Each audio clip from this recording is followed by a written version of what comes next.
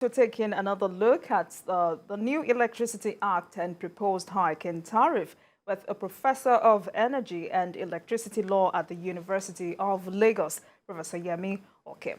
All right, Prof. I mean, after analyzing all of the provisions of this act, how will it take or how long will it take before we start seeing the impact of the new electricity law on stable power supply in the country?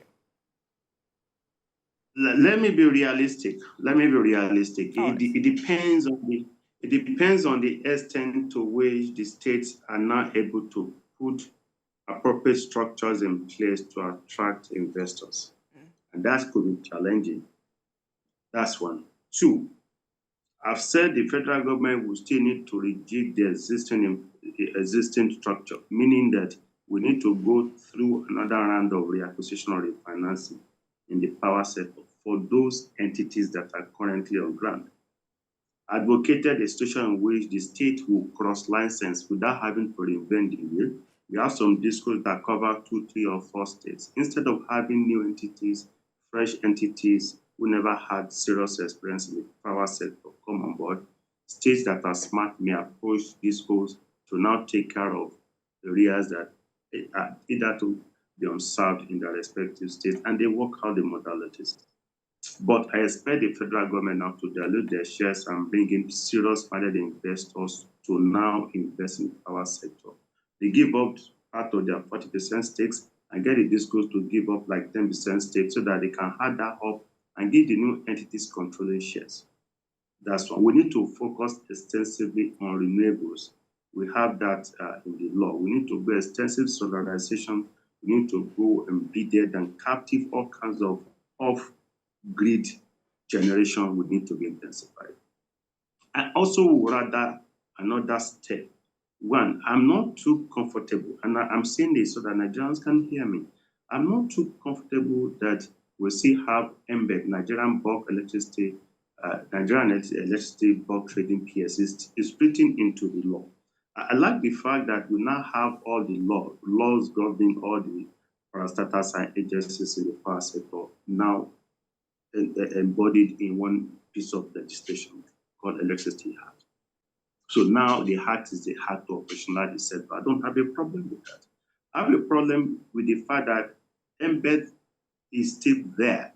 Embed was meant to be a temporary structure to act as a kind of intervening agency to buy power generator from the GenCos and sell to the DISCos, so that sometimes we have these issues of DISCos rejecting loans and all kinds of things, and to give commercial assurances that whatever is generated will be bought and sold to end users. So that's why embed is there. But I want embed to transform to something similar. Embed is a PLC. I'm looking at a situation in which embed is subsequently, because as we're going to the competitive regime now, the function of embed would not be there. Embed might be redundant. So I'm looking at a situation in which the Nigerian bulk electricity trading company is transformed similar to what we have with the NNPC Limited. Okay. So embed cannot be a serious player in the market with federal government backup in terms of guarantees and financing. They can raise their capital, venture into all aspects of electricity at the federal and state levels, just like NNPC Limited. So that Nigerians can even buy shares in embed. Embed may even be the entity to take over the Nigerian stocks or stakes in the existing DISCOs and GenCos. So that the aspect of the acquisition and financing that I mentioned, embed can now have technical partners who have what it takes. So we need to rejig that aspect. Two, I'm also still not comfortable with the fact that we still retain Nigerian Electricity Management Services Agency, NEMSA. NEMSA was a kind of a directorate under NRC before. We can't have too many needless monopolies that will stifle growth and development. The function of NEMSA will effectively be taken over by a directorate or a department under NRC, so that we don't have what I call the duplication of bureaucracies. That will All serve right, people Prof. and Prof, but you haven't really answered my question. I mean, I asked how long will it take before we start seeing the impact of the new Electricity Act, a law rather, on stable power supply in the country? that's a difficult question. I said, I was telling you things that may not enable us have immediate success stories. So once we are mindful of those challenges that we have, we cannot think of how to fix those challenges. And once those are fixed, we start having responses. But I'm going to speculate in a few minutes. Just give me a minute. Let me drop the last point. I'm also not comfortable with the fact that we still have Rural Electrification Agency and Rural Electrification Fund as a federal monopoly. Because the idea of Rural Electrification Agency and Rural Electrification Fund is to bring power closer to the people. And the closest aspect of governance to the people is the state. So the Rural Education Agency should not even be a federal agency.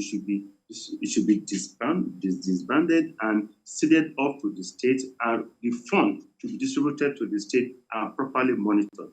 Those are the kind of reforms that are anticipated that are not there. We'll get there with time. So in sum, I expect with the zeal with which the Tinubu administration is pursuing certain critical segments, of which power sector is one, I expect Nigerians to start to see improved electricity within the first 48 months of his administration. All things being equal. All things being equal because it's not about the law per se. The law is there. There's no magic plan to law. It's about how we effectively implement and enforce the laws. So how states are able to get guided in pursuing strategic power sector investor and investment. So who is driving the energy or power sector of the respective states? Is it one politician who gets compensated for his role in the electioneering processes, or somebody with skills and knowledge and exposure who knows where the challenges are and is able to reach out and get things done? All right. Ditto for federal level. Even at the federal level, President Tinubu cannot run the power sector himself. The good thing is that we give it to him. Is the father of the so-called decentralization that some of us are amplifying now, because even years back, even before we started talking of the law that wasn't effective, the Electric Power Sector Reform Act of 2005, the now President Tinubu as governor experimented what is now called decentralized power sector with the Lagos Enron project that was pushed. All right, Prof. So talking about implementation, I mean, we know that oftentimes the challenge in the country is not laws and policy documents, but implementation. Right. So how do we guarantee full and effective implementation? Well, the government of President Bola Tinubu will do Nigerians and Nigeria a huge favor by looking for skilled people, knowledgeable Nigerians, to man strategic engagement or strategic portfolios in the power sector. It's not only in the power sector, but I'm concerned about the power sector because it's critical to drive it. If he had conceived an idea as far back as 1999, 2000, and the idea he conceived now is now manifesting, the right thing to do is to see through by getting the right persons to manage it. And encourage the state through appropriate agency and coordination structures to get the state to also improve on power generation, transmission, and distribution. And the starting point is, which state is ready? Do they have our structures in place? Can we get experts to assist willing states to put structures in place? Can we get knowledge persons to assist the state in attracting prudent investors can we now get the state to put appropriate structures in place that will make the environment, that will make investing in that state bankable at the level of the state? Because the burden, as I've said, is no longer that of the federal government. Technically, even if federal government doesn't improve electricity, nobody will ask federal government questions that much. Because be it on grid, it is state. Be it off grid, it is state. Though federal government is still liable and responsible for existing infrastructure in terms of generation, transmission, and distribution, and the selective power lines that we have all over the country. So the issue is power sector is technical. Every aspect of power sector is technical. But the challenge is that we need to also to advert our mind to. Government has spent a lot of money in the last regime, the last two regimes, to be frank, in a supposedly privatized power sector. It has yielded result. Before privatization, Nigeria was oscillating almost 2 decades in the privatization. We are still struggling with the same 4,000 megawatts, 3,500, 4,000 megawatts. That shows things were not done properly. Now, whatever is discovered was not done, or things discovered were not properly done previously, we can now start to question and reject and change the structure and change the quality. Federal government cannot continue spending so much in a supposedly privatized power sector. It shows all is not well. Nigerian banks, discourse are under insolvency. All is not well in the power sector. And those are not things you can fix in a matter of days. That's why I said, if all things being equal, within the first 48 months of the Bola Tinubu administration, if appropriate human resources are deployed, we should start seeing positive results in the power sector of the country. Right. So let's now talk about the proposed hike in electricity tariff, which is due on the 1st of July. What overall impact do you think this will have on the economy? Thank you for that important question. I've kicked against it. I've written against it. And I granted about 15 media interviews criticizing the supposed or the proposed increase in tariff. One, I challenged a regulator who was of the erroneous impression. By the way, I'm not really a fan of the regulator because I think they don't really know what they're doing. And I hold no apologies to anyone there.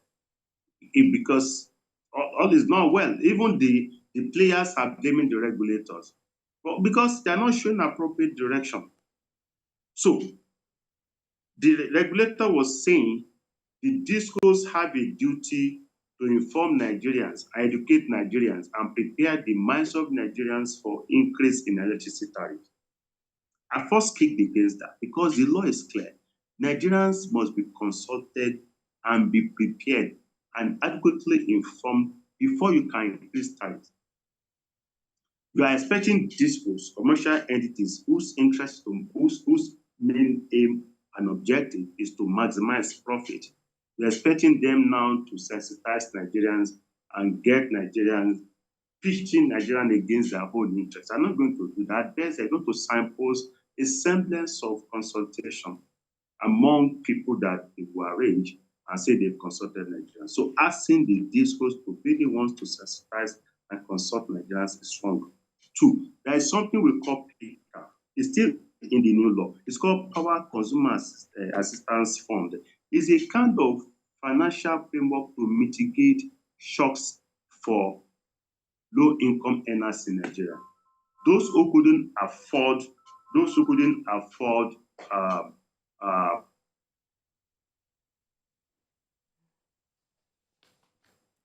Where's okay? All right, tonight I've been discussing the new Electricity Act and proposed hike in tariff. All right. So they have not contributed the money because the discos are also insolvent. They're not broken even. So we don't expect them to contribute from their net deficit, because that's not what the law says. The law says they should contribute from their profits. So they are not even making profit technically, so there's nothing to contribute. That's not there. So now Nigerians just had a needful adjustment in the prices of premium motor spirit, otherwise called petrol, because of the removal of petroleum subsidy. Is one hike too many on Nigerians at this point in time? So, and I argue that we can't continue to increase tariffs up north. Tariffs wouldn't necessarily need to go up north. Tariffs will actually come down if we do the right thing. For instance, just simple mathematics like in the taxing regime. If you need to raise 20 billion naira, if you have 1 million population, you calculate it, how much will each individual pay. If you have 100 million people, the cost, the tax implication on 100 million people will be lower. The same thing with the power sector. You are generating less than 4,000 or about 4,000 megawatts effectively. The cost of generating it, you know. So if you are generating 4,000, you put in the excessive lifestyle of your directors and managers with their jeeps and maintenance of the jeeps and drivers on the 4,000 megawatts, and you distributing over the number of customers, you're going to overtax Nigerians. Why can't you increase with the same resources, increase the number of megawatts that you are generating and distribute and spread the cost on consumers? If that happens, tariff will actually come down, because we're talking of cost reflective tariff, but the discos are not managing their cost. They are not prudent in the way they manage their cost. So they build in a lot of humongous costs and factor that into the unit cost of electricity, which is not sustainable on Nigerians. So, but as things evolve under the new dispensation, all those things will be addressed, because I'm of the view that even power sector is over-subsidized. A lot of Nigerians are not aware that federal government is heavily subsidizing energy by way of petroleum products, particularly petrol. So, now, Prof, Nigeria has slightly subsidized power. Prof, one of the reasons given by the DISCO is the floating of the naira. But why does it feel like tariff hike is the only alternative to financial sustainability in the industry? Let me also ask, are there no other way? Thank you for the important question. As I've said, efficiency is key in the power sector. Efficiency and mitigating wastefulness and losses in the power sector is key. And I blame the GENCOs, perhaps the DISCOs. I blame the DISCOs essentially. And the reason is this. When they were approaching Nigerian banks for what I earlier mentioned as action financing, at 1 naira to 161 or 166 to $1, you are mindful of the fact that you are not going to bill Nigerians in dollars. The issue is not even tariff increase. For them to be viable, they will need to increase tariff as much as 800 to 900% to reflect the current naira dollar rate. And that's not going to be realistic, because generating via this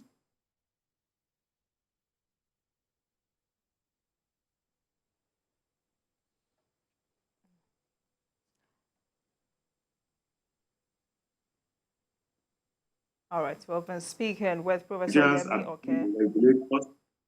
Everybody is blaming the regulators. Even operators are blaming the regulators, because we know what happens in the industry. We are in the industry together.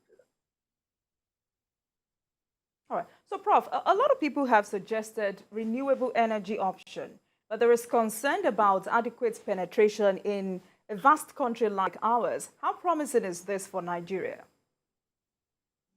Quite frankly, that's the only way to go, and that's not. Let me amend my statement. That's a smarter way to go. The whole world is going renewable, and I give you an example of one city in Munich, in Germany.